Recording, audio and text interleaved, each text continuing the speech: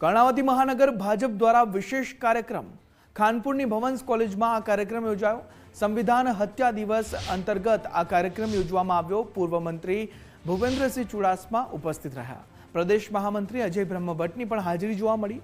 કાર્યક્રમમાં મીસાવાસીઓનું બહુમાન કરવામાં આવ્યું છે।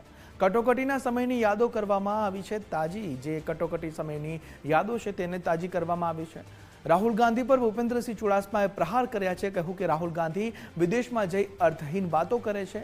તેમના દાદાએ જ લોકશાહીનું હનન કર્યું હતું।